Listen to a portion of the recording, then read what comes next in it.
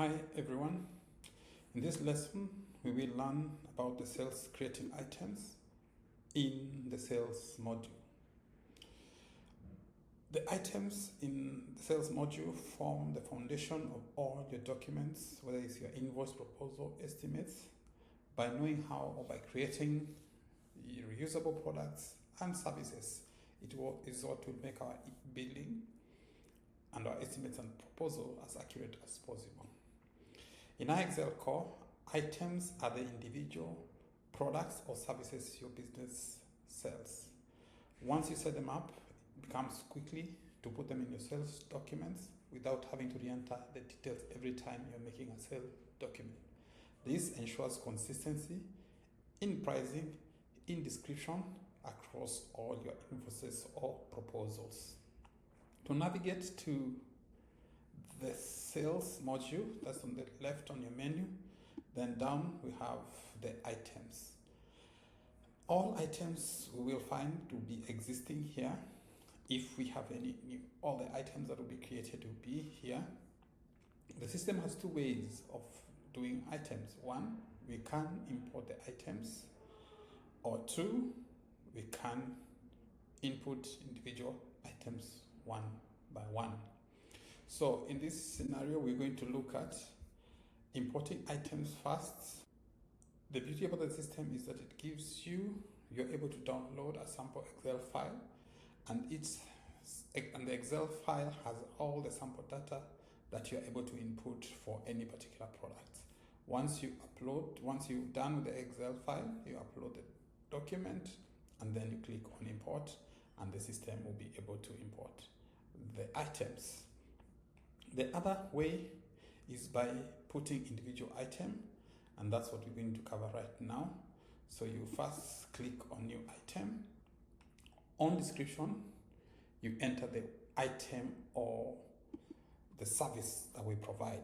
So the item we can say is website design, and here you will have a description of the product itself, and this will appear across all the documentation, whether it's the invoices. So we have to bring in a station on what we do. So development and design of websites, the rate, and with the base currency, so we can only put in the amount that we need to put for that particular service. If there are any taxes, they will be appearing here. We will learn how to create taxes in the finance module, and if there's an additional tax, you also put in there. The unit of the products, or how the unit products are measured.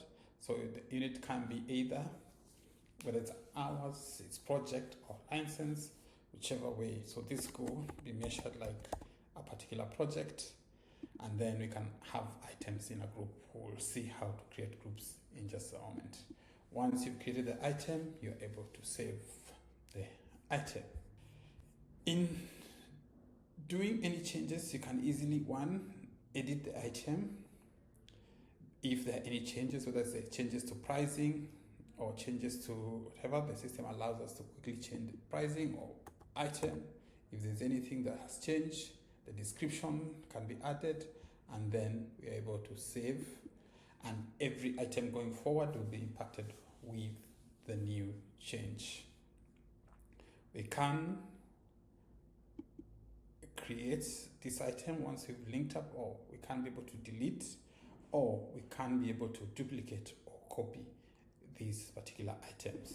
Once you copy, it creates the same particular product, and we're able to change the name of the product and say logo design, and then we can change this. Instead of websites, we can say logo, and then we can say probably the amount is 1.9 and change, and then we're able to save. That is how we create the product, how we can duplicate the product, and if the product no longer fits our purpose or not required, we are able to delete that particular product, and that is deleted from our item list. You can continue, and the best practice in managing items is by one, grouping similar items together. This takes us to creation of groups. We can have a new group created for different items. So you can say the first group could be service items or groups that are in nature, so that are services. And then we create a new group. And then we can create another group and say this group are for products.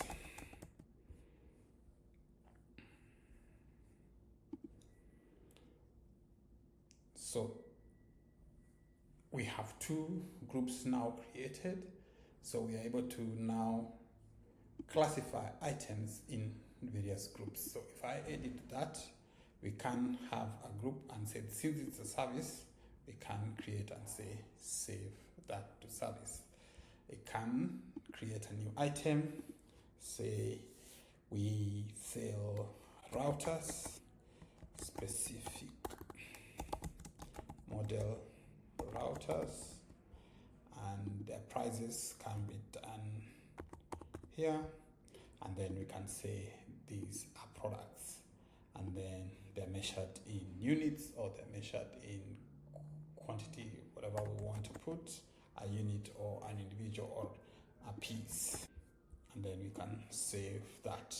So we're able to have items, their units, and they're grouped in particular product. The other thing is, it's good as a rule of thumb to always keep the names of the products short. That becomes easy to package and easy to review, and then the review of the pricing.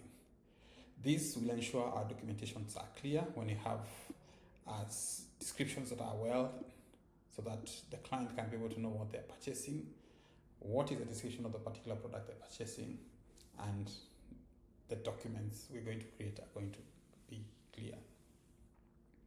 So whenever you're going to be creating any other document, these particular products or these services will always be available when we're creating a proposal and an estimate or an invoice.